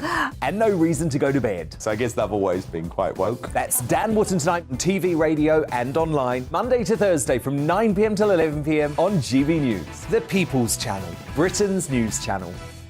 Every morning from 6 o'clock, we'll wake you up with GB News Breakfast with all the stories you didn't know from the night before. So whether it's serious news, entertainment, or your own views from all over our great nation, we're here to kick off your day with a smile. The national media should be reflecting and reporting what's happening here. You will notice the northwestern accents. Whether you're with us on TV, radio, or online, every morning, it's breakfast from 6 a.m. Hope you can join us. Join me every Sunday at 6 p.m. for Gloria Meets. In exclusive interviews, I'll be finding out who our politicians really are and what they really think. It's something that you would never want anyone to suffer. I didn't know what channels there were. B, I didn't think I'd be believed. I must have weighed about 7 stone and I'm 5'8". My instincts was to sort of cover this up. I mean, clearly that was a mistake. Join me every Sunday at 6 p.m. on GB News, the People's Channel, Britain's news channel. Hello there, it's Eamon Holmes here from Breakfast on GB News. We're not just on your television and your screens, you know. We're on DAB plus digital radio, so you can listen to your favourite shows on the move. If you've not yet listened to GB News Radio, it's very simple. We're on your radio player and TuneIn apps, on your smart speaker, phone or tablet, or online at gbnews.uk. Take us with you wherever you go. GB News Radio. You never have to miss a moment of the People's Channel. My name's Tom Harwood and join me 9:30 a.m. every weekday for The Briefing, your one-stop shop for everything you need to know about what's going on in politics today. I wonder if this is a deal that might need to be like the biscuits in this factory, twice baked. Is there not an opportunity here to win out against the extremes? Tom Harwood, GB News. What are you going to do about it? Things should have been done differently, and they certainly are being done differently. Don't miss it. The Briefing with me, Tom Harwood, 9:30 Monday to Friday on GB News. Hello, I'm Simon Evans. Join me on GB News for Headliners at 11 p.m, where I'll be joined by two of the country's top comedians as we take a look at tomorrow's newspapers tonight. If it's a big story, we'll be covering it, I guarantee, but we'll also have some fun along the way. That's GB News Headliners at 11 p.m. We won't put you to sleep, unlike some of the other pay-per-review shows out there. So join us, 11 p.m, 7 nights a week.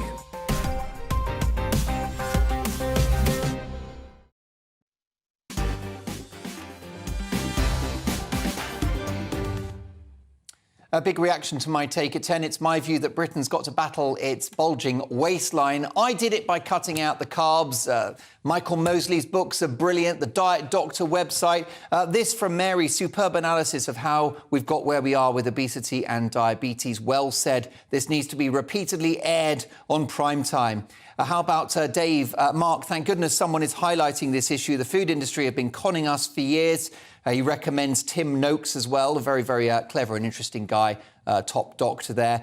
Ken, why are they putting adverts on with really fat people suggesting it's OK to be like that when we're being told to lose weight because it's unhealthy? Get rid of fatties off the advert and stop promoting it. Hi, Mark, says Chris. Massive benefits of keto is is high energy levels and how much sharper your mind is. And last but not least, Andrew says, hi, Mark. In the 60s at school, we used to portray the Germans as sausage-eating fat people. How the times have changed. We're the fattest in Europe. Thanks, Andy.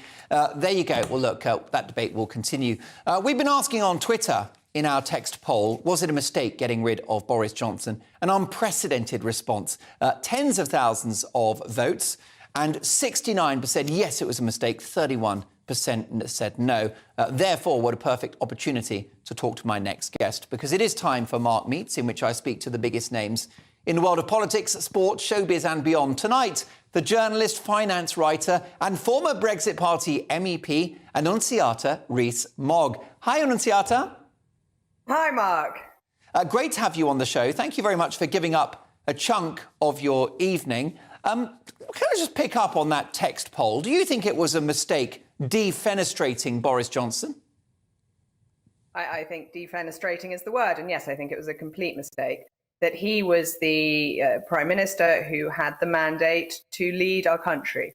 The first 2 years of his administration were quite possibly the most impossible any Prime Minister has faced as they came onto the scene. No one knew what to expect, and things changed in a matter of days.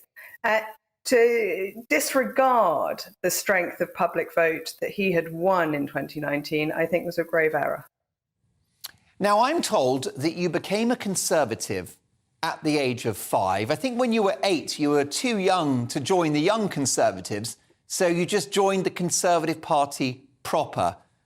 Why were you so sure that this was the right philosophy for you?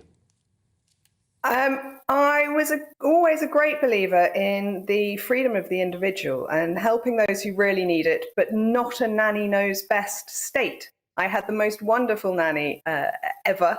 My brother stole her and she now is known as his nanny, but she looked after me when I was a child, and she was a wonderful presence in our lives. But I didn't feel that the government should be telling us what to do or how to do it. But if that's what you thought when you were 5, that might suggest you were brainwashed.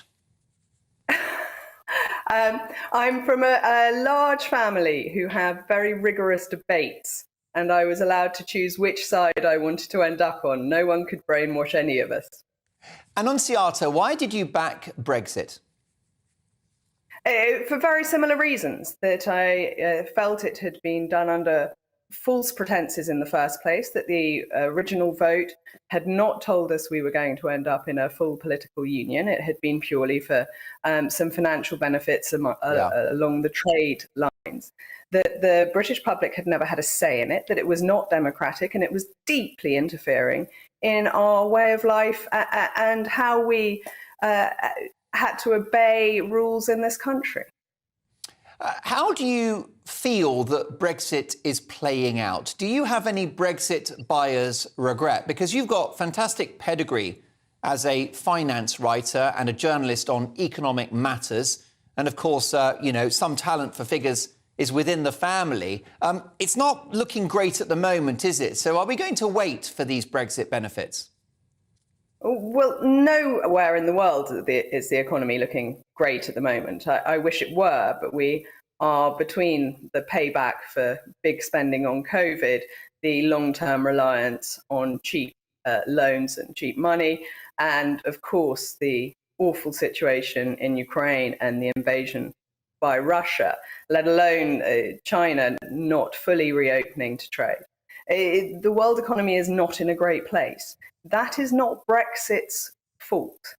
In fact, the UK, because we haven't been paying in to the European Union, is well over 100 billion better off.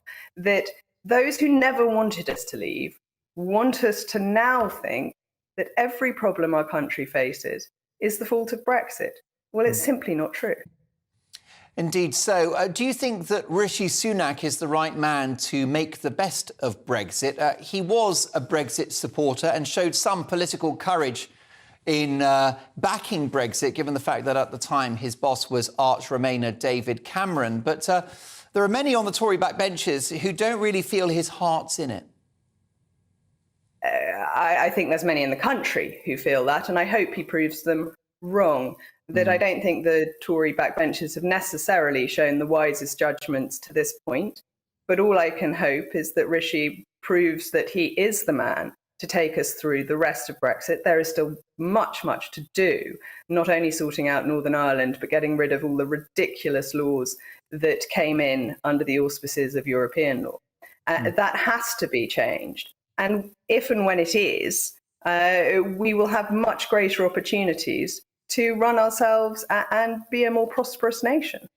Another Rees-Mogg told me on this programme, I can't remember which one, not nearly as clever as you, said that Rishi Sunak had been a rubbish chancellor, a poor chancellor. Do you rate Rishi Sunak as Prime Minister? I don't believe in big government. So the idea that I would suddenly support Rishi Sunak telling us to all eat out and he'd pay for it on the government tax bill, which we have to remember is every single taxpayer's pennies going into that and costing us out of our own daily spending. No, I don't think he made the best decisions as Chancellor. I think there was also a huge amount of fraud, which has not been recovered under the various COVID help schemes. It was right to put out support to certain sectors and people in particular circumstances. But the carte blanche approach that the Treasury took, I think, was an erroneous one. Speaking of your principles, your belief in individual personal freedom, personal responsibility as well, would you take the view that lockdowns, mask mandates, vaccine mandates were an historic mistake?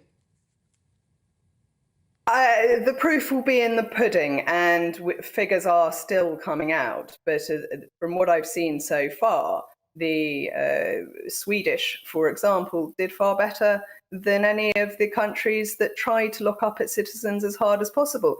And if we just look to China now, the absolute disaster that is sweeping through, because they lock down people so hard that there is no immunity in the wider community. And now it is rife and killing people.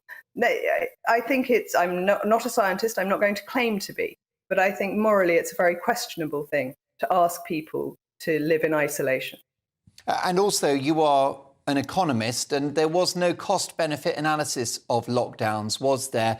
And unfortunately, it seems the sage advisors didn't listen to the University of Bristol, for example, who early in the pandemic predicted that 500,000 people would die because of economic damage. And this is something people don't realise, the link between the health of the economy and human health and longevity. It is incredibly linked, and also to mental health. I haven't yet seen the figures on what were undoubtedly going to be higher suicide rates, domestic abuse rates. Certainly it was talked about to some extent at the time, and I haven't seen the final outcomes. But I think the damage that it did to individuals' lives, economically, socially, and mentally, was really very traumatic.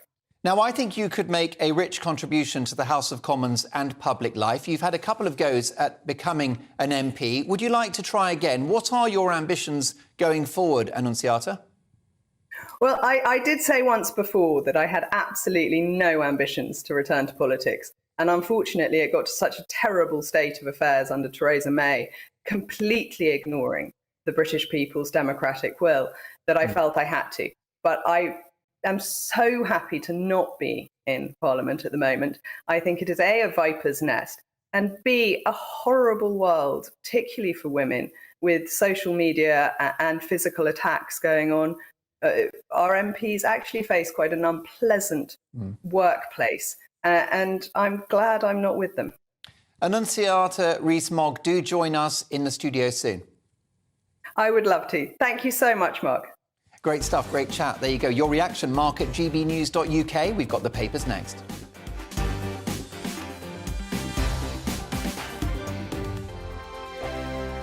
We are GB News, and we'd like to say thank you to each and every one of you for bringing us your conversations, for helping our great nation find its voice. We are here for you on radio, television, and online. Across England, Scotland, Wales and Northern Ireland. It's not the BBC, you actually get your facts right. We are proud to be GB News, the People's Channel, Britain's news channel. Hi there, it's Stephen and Anne.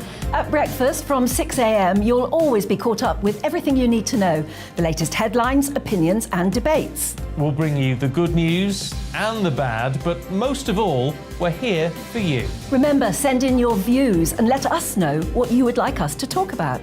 That's because we're your news channel. And every morning at 6 a.m, it's breakfast on GB News.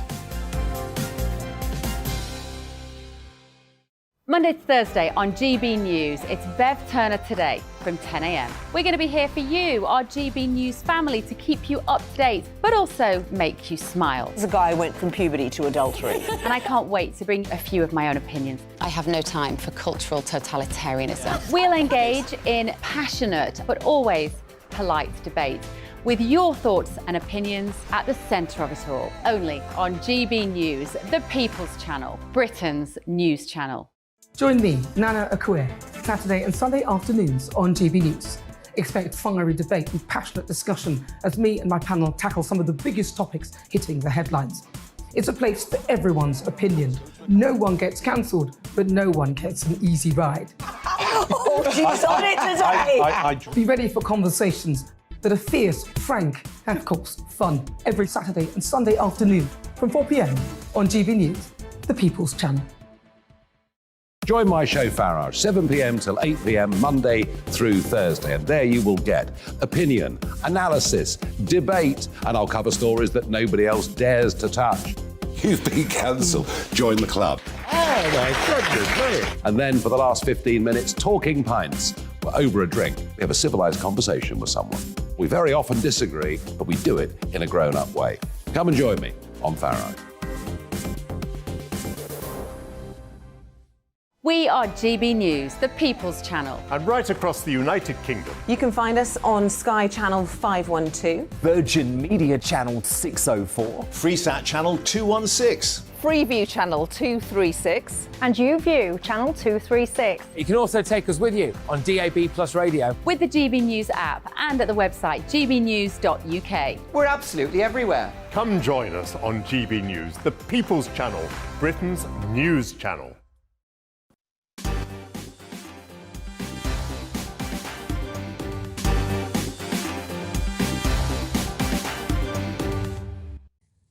Well, at this time, we always look at tomorrow's papers, and let us start with The Guardian.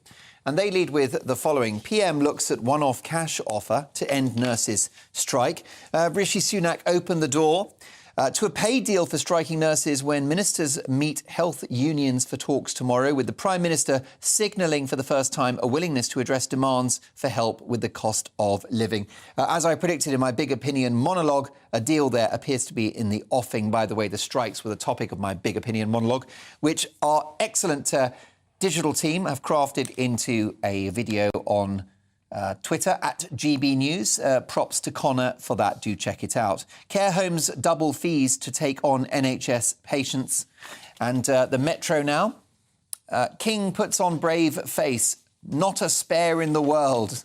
Nice headline. King Charles has smiled through the pain of further damaging revelations by Prince Harry, which have left his older brother William, we're told, burning with anger. But in terms of King Charles, the show must go on. Financial Times. On the move, Beijing opens travel gates. There you go. The Chinese will now allow foreign visitors to come into China, spelling the end of what I would suggest was a doomed experiment to control the virus. Let's have a look now. Have we got the Mail, Greg? I think we do. Daily Mail. And how about this? Harry, my family helped drive out Meghan. Prince Harry tonight accused fellow royals of being complicit in the pain and suffering inflicted on his wife. In a bombshell interview to plug his memoir, he suggested they helped to trash his and Meghan's reputations forcing them to move to California. Also, there you go. Isn't it funny? We talked about it in our Take at 10. Lose a stone in 4 weeks. Dr. Michael Mosley's new fast 800 keto diet. I'd recommend it. I don't own shares in Michael Mosley, but I wish I did. The Daily Star, caveman bald cure. Yabba dabba hairdo. Eggheads say they can cure slapheads after finding a caveman gene which helps us grow hair. That is prehistoric, say the Star.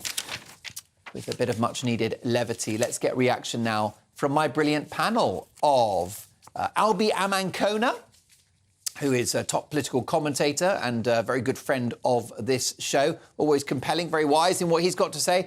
We also have Neil Hamilton, who is the leader of UKIP, and political commentator, journalist and agony aunt Hilary Freeman. So, folks, let's get to some of these big stories. And potentially, Albi, a deal in the offing with the nurses. I thought the mood music from the Prime Minister's interview this morning with Laura Kuenssberg was telling. Not giving the nurses their money, that's not a political hill to die on for the PM, is it? Well, I think we'll have to wait and see what the political hill to die on is for the Prime Minister. You know, I've always been very clear that I think the Prime Minister should hold firm when it comes to the pay demands coming from the unions, because we simply cannot afford inflation-busting pay rises. One of the things I thought was interesting this week, of course, we saw the RCN say that they would accept 10%.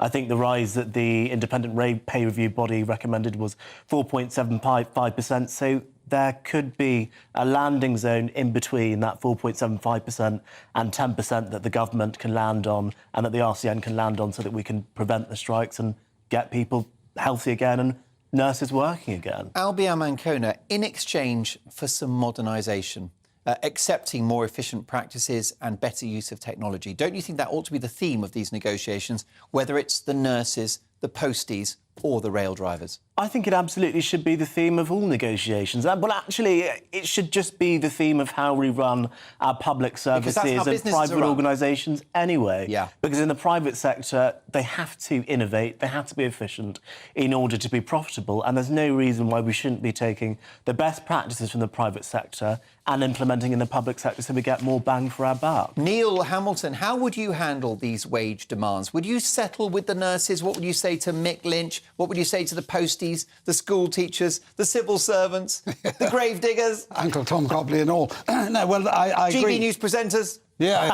Well, of course, we're the ones who, if we go on strike, and nobody takes a blind bit of notice because we're self-employed. Exactly right. So we can't force our customers to pay us more than they're willing to pay. That's the difference, of course, in the public sector, because ultimately it's politicians who call the shots. And if they weaken, then you can get what you want. And this is, I think, Sunak's Thatcher moment, but perhaps not in quite the way you were thinking earlier on, because in 1981, Thatcher gave way to the miners because she knew that we couldn't withstand a miners' strike then. At that time. But over the next 3 years, they prepared getting the coal stocks up at the power stations in those heady days, and we didn't have problems of energy security, and we just dug it out of the ground. But in those days, of course, we did have a much, much bigger problem with the unions than we have now, because they then had all sorts of legal immunities which no longer exist. But ultimately, it's all about supply and demand in the real world. Do you need to pay your workers more in order to recruit them or retain them? And I think there is an argument, actually, for nurses, because there's a shortage of nurses. And probably the only way to get the kind of numbers that we need is to improve their wages relative to other sectors. And that's actually what should ultimately decide who gets what, is really how much are they in demand and how much money we've got to pay them. Hilary, the great imponderable with this industrial action is the Prime Minister, because he's still fresh in the job and we just don't really know how he's going to handle it. I mean, he said he'll stand up to the unions, but it's his first big test, isn't it? Sure. And I think, he's got to get the country behind him, because if he doesn't, he knows that the Tories are going to lose the next election catastrophically, and that he's going to take the blame. And I know that you're broadly sympathetic to those who are seeking a better wage. Yeah. And actually, so am I. I think that vast swathes of the public and private sector need a pay rise. My argument is we've completely destroyed the economy, so it's not going to be now. Otherwise, we'll have inflation, which is bad for everyone. Well, there's a pay rise and then there's a living wage, isn't there? And if we've got nurses going to food banks, we should be... But is the greatest enemy not inflation? Doesn't that trump everything else? Well, I don't know. I don't think it does, actually. I think the most important thing for everybody in this country is their health. Without your health, you've got nothing. So I think we need to have a health system that works, and we can sort everything else out afterwards. What did you make of Conservative MP Lee Anderson, who said this week that if you're a nurse that's using a food bank on a salary of £28,000, £30,000, £32,000, that you need to have a look at your budgeting? I think he's probably not living in the real world, because if you're earning £28,000, you probably take home about £1,700 or £1,800 a month.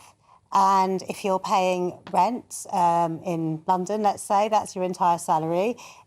Your bills are probably about £400 a month just for your utilities. I mean, you're not earning enough to live on. What do you think about that comment by Lee Anderson? Because he defended himself and said previously in his life he's actually been on much less money and just essentially made ends meet. Yes, but how long ago was he on much less money? I think that is the core question. And I actually agree. If you're thinking about a London nurse on 28 or 30k, that is really not a lot of money if you're paying rent or even paying a mortgage and then having to pay for everything else. Nonetheless, Lee does have a point that actually probably a lot of these cost of living issues can be solved by better household budgeting, and maybe the population doesn't necessarily have the skills of household budgeting in order to organise their finances in the most effective way. Well, yes, I mean, has the invoking of food banks become highly politicised? Is it a political football now? Has it been weaponised, Neil? Well, of course it has, and it is being weaponised in these disputes.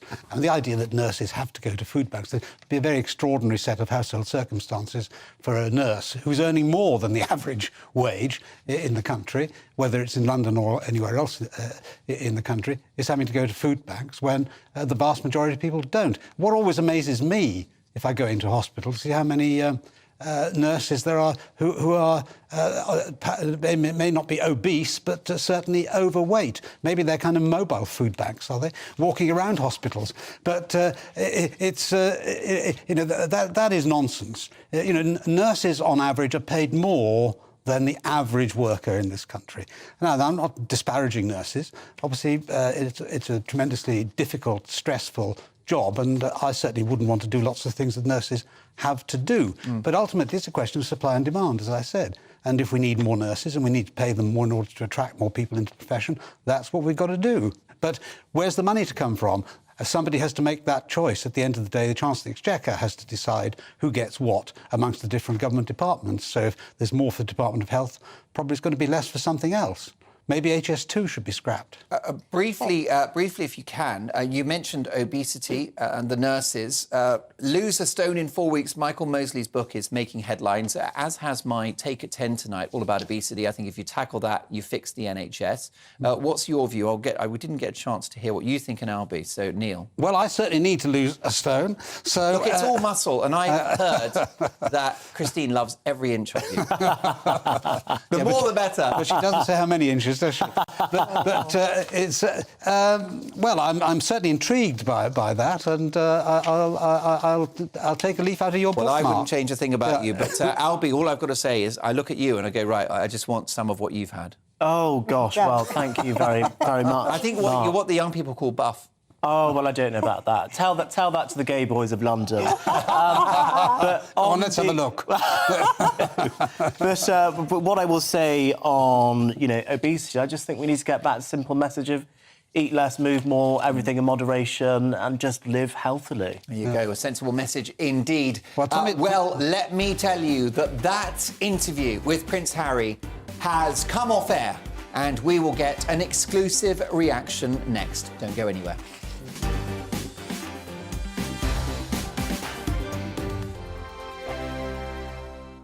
Monday to Thursday nights on GB News. At 6, it's Dubes & Co.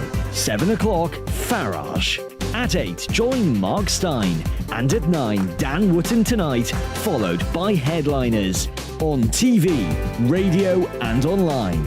This is GB News.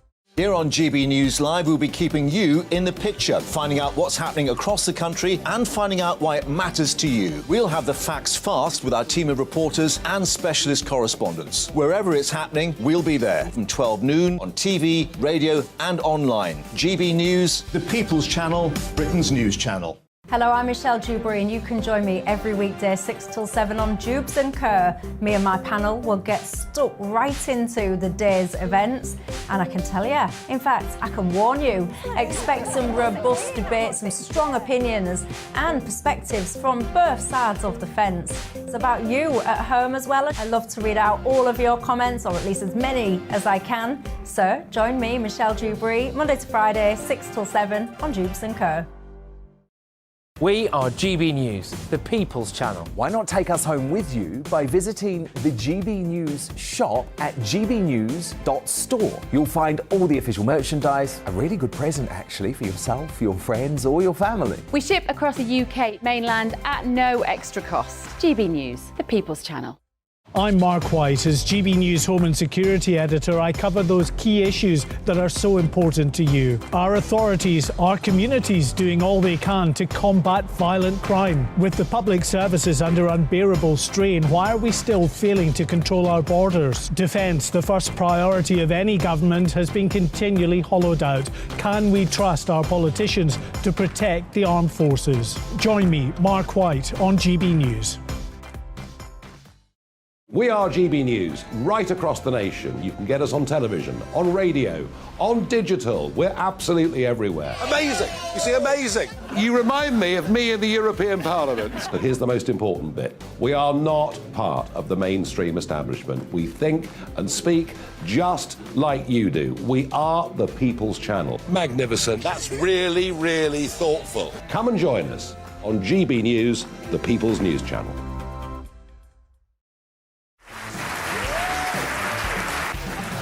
My name is Andrew Doyle. Join me every Sunday evening at 7 p.m. for Free Speech Nation. This is a show where we address current affairs and news stories of the week with the help of two wonderful comedian panellists. I brought in comics because I want to give it a lighter edge, and also they work for less. See you there.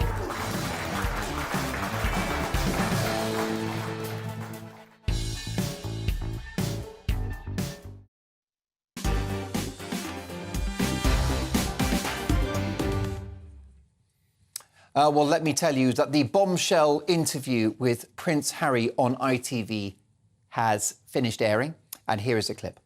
I love my father, I love my brother, I love my family. I always do.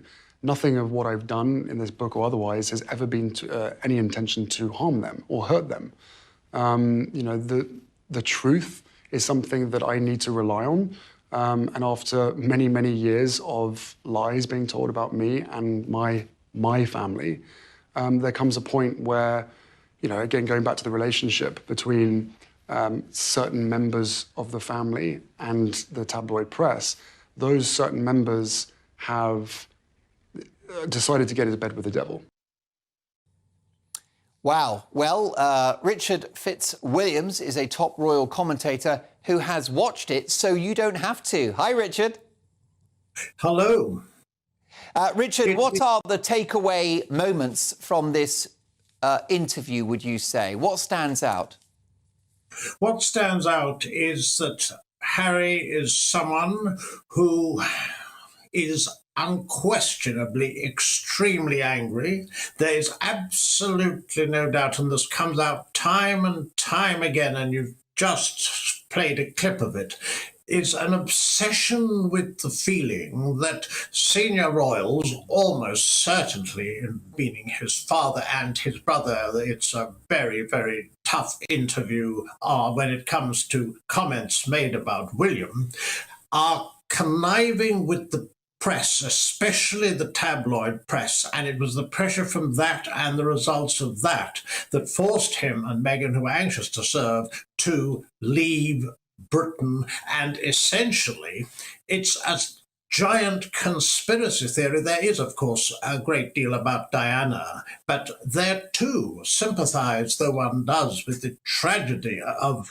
her loss, of something that I think he's found it very difficult to come to terms with. He does seem to give credence to conspiracy theories and his feeling that there is a great deal more to come out. But so far as the royal family are concerned, this will go round the world. It will make the institutions seem cruel and archaic. And so far as William is concerned, the sibling rivalry, there's no doubt that it is deeply sad and extremely negative. Do you think that this couple can bring down the royal family? Oh, absolutely not. But their feeling, and I would suggest that they are the ones who feel entitled, their feeling is that the royal family has to be accountable for its errors in the way it handled relations with them when they were senior working royals. They, therefore, must, in a sense, apologise. It had me wondering, quite frankly, we don't know precisely where they are going in future years, but that this could be used as some form of springboard for Meghan in a possible role as a Democratic Party politician, or they could be celebrity philanthropists, but there's little doubt an hour and a half of this, Tom Bradby being occasionally somewhat worried by Harry as a bit of an obsessive, but nonetheless overall sympathetic. Nobody mentioned anything about marrying twice, about lying in cooperation with the book Finding Freedom, about Meghan's passport being taken and so forth, which was almost certainly nonsense. But this unquestionably shows that they're at war with the monarchy, and we will have to see whether there's any response from this and 4 other interviews going out in the United States, which is where it is aimed, from the palace. You are a keen royal historian, Richard. Do you think that King Charles's policy of dignified silence will work? I think it's probably the only option. Clearly, when the Queen addressed what she considered were extremely serious allegations made on Oprah, the allegation that there was a racist member of the royal family, although Harry disputes the specific use of the term and talks about unconscious bias when this comes up. She talked about some recollections may vary, and this has become part and parcel of the case of those who don't believe everything the Sussexes say. But insofar as King Charles's options, I don't think it's humanly possible to go through this point by point. And the other thing that one has to say, where is the proof for all these conspiracy theories whereby the press are seen as an enemy and the palace colluding with it, and the palace being essentially his father and his brother, and there's not a particularly flattering portrait of Catherine. I fear the whole thing is very, very negative, but insofar as actually answering it, removing titles is a matter for Parliament. Bullying allegations, they nearly came up. Meghan denies them, of course. Could that report, which the palace didn't publish, find its way with rumours that doesn't come up here, that they have a 25-page document to rebut it? It's very difficult to see what else the royal family can do. A dignified silence with the coronation and to come in May. Will they attend? Will they be asked? What precisely would they be doing, and what indeed is their intention in the future? This is a very damaging book. My copy hasn't arrived yet, but obviously I've read the extracts, and this is extremely nasty, and I had no idea that the supposedly inseparable brothers, that the relationship between them sounds corrosive. Well, indeed, it's very sad. We've got another clip, Richard. Let's take a look. I want reconciliation, but first there needs to be some accountability. You can't just continue to say to me that I'm delusional and paranoid when all the evidence is stacked up, because I was genuinely terrified about what's going to happen to me. And then we have a 12-month transition period, and everyone doubles down. My wife shares her experience. And instead of backing off, both the institution and the tabloid media in the UK both double down. Briefly, Richard, if you can, I've just got a couple of seconds left. How do you see this sorry saga playing out? I see simply more trouble, and at the end of it, there are reports recently that Meghan is planning a memoir. So I see no happiness at all, and incidentally, I have to make the point that when it came to reconciliation, when Tom Bradby pushed him, well, he said he wouldn't be discussing it publicly. That would have to be done privately. Well, it's very nice to know that Harry thinks some things should be done privately. It doesn't come out in this interview very much. It doesn't, and this has been a fascinating interview, a lot more interesting than the one on ITV. Richard Fitzwilliams, thank you very much for your time. We'll catch up again in the near future. With me, my panel reacting to that, ITV have just aired the explosive Harry interview, Prince Harry speaking to his friend Tom Bradby. Hilary Freeman, an interview softer than Mary Berry's buns. You're an agony aunt as well as top writer. I mean, this is a human drama as well, isn't it? Yeah, and I actually feel very sorry for Harry now, because I think he's pushed himself into a corner, and I don't think there's any way back for him. I don't think he really understands what he's done. in terms of the relationship with his family now. The military. And the military as well. He's really turned his back on everyone. I saw something saying that some of his friends were planning to, his former friends were planning to come out with stories now. And I just think he's under Meghan's influence, and I think he's just lost his way completely. I feel quite sorry for him. Well, some yes or no answers, just a few seconds. Neil Hamilton, should he be granted an invitation to the coronation? Should he keep his titles? Well, I certainly think he shouldn't be invited to the coronation because there's great danger that they'll be booed if they come. Yeah. But, you know, what a tsunami of trivia this is. And the truth of the matter is he's a spoilt brat who's never recovered from being born number 2 instead of number 1. And he should pull himself together and get a shave. Yeah. Maybe we'll send him a Philly shave. What do you think, Albie? Should he be invited to the coronation and should he keep his titles? Look, what I want to see is a reconciliation in the royal family. I would love the Duke and Duchess of Sussex to be in a position, at a point with their families where they could come to the coronation and it be happy.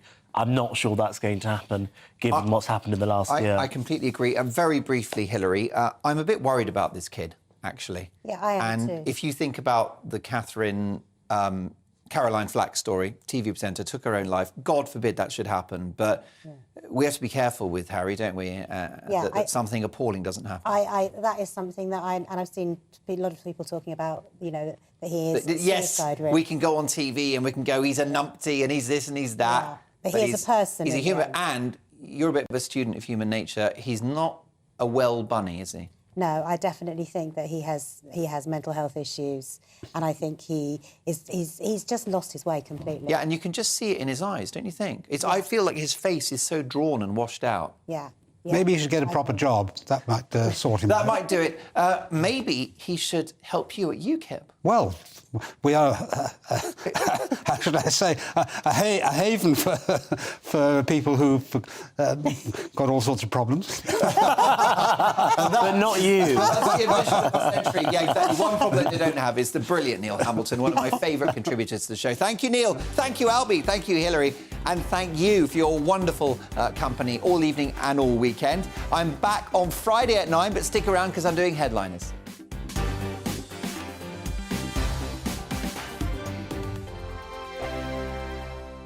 I'm Mark Dolan. Join me at 11 on GB News for Headliners, in which I'll be joined by 2 of the UK's top comedians discussing tomorrow's papers. If it's an important story, we'll cover it, but we'll have some fun along the way. Headliners, the late-night paper review that won't send you to sleep like the others will. 7 nights a week at 11 p.m. on GB News.